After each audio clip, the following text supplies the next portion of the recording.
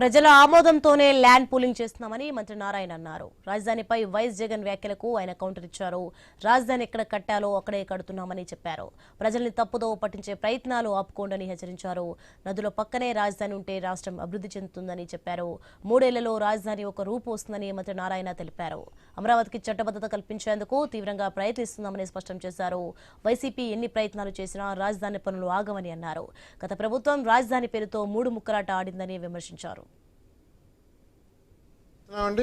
చాలా క్లియర్గా ఇక్కడ అమరావతి క్యాపిటల్ సిటీ కట్టేటప్పుడు ఇరిగేషన్ వాళ్ళతో, ఇరిగేషన్ సెక్రటరీ, కన్సర్న్ డిపార్ట్మెంట్ వాళ్ళతోనూ మా వాళ్ళు కోఆర్డినేట్ చేసుకొని నది వెడల్పు ఎంత, నది కోర్స్ ఎంత, కోర్స్ ఎంత, దాని యొక్క బండ్ ఆల్రెడీ బండ్ ఉంది, బండ్ రోడ్డు, ఆ బండ్ రోడ్ ఎంత, ఇవన్నీ చేసి ఈరోజు వరకు బండ్ రోడ్ టేకప్ చేయలేదు. ఎందుకు టేకప్ చేయలేదు తెలుసా?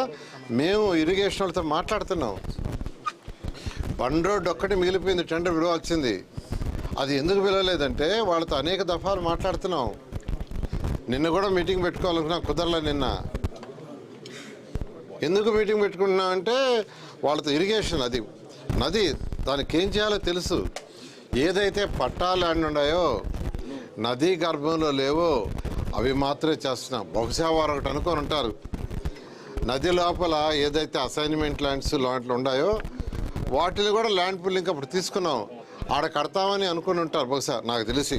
అక్కడ మన ఇంటర్నేషనల్ స్పోర్ట్స్ సిటీకి కానీ, ఇంటర్నేషనల్ ఎయిర్పోర్ట్కి కానీ, స్మార్ట్ ఇండస్ట్రీస్, ఉపాధి కోసంగా, ప్రజల కోసంగా స్మార్ట్ ఇండస్ట్రీస్ పెట్టాలని ముఖ్యమంత్రి గారు ఒక సదుద్దేశంతో, ఆయనకున్న అపార అనుభవంతో హైదరాబాద్లో చేసిన డెవలప్మెంట్ ప్రకారం ఈరోజు మమ్మల్ని ముందుకు తీసుకుపోతుంటే, అది ముందుకు పోతుంటే అది పోదనుకున్నారు. దాన్ని వెనక్కి లాగాలని అనేకమైన రకాలుగా ప్రచారాలు చేశారు, వెనకాల లాగాలనుకున్నారు.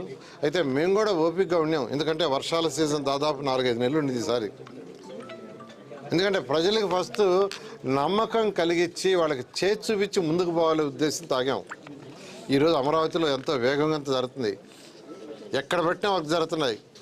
అందుకని ఈరోజు యాక్చువల్గా మేము కూడా ఒక అడుగు ముందుకేసాం. ప్రజలు కూడా ఆదరిస్తున్నారు, రైతు సోదరులు.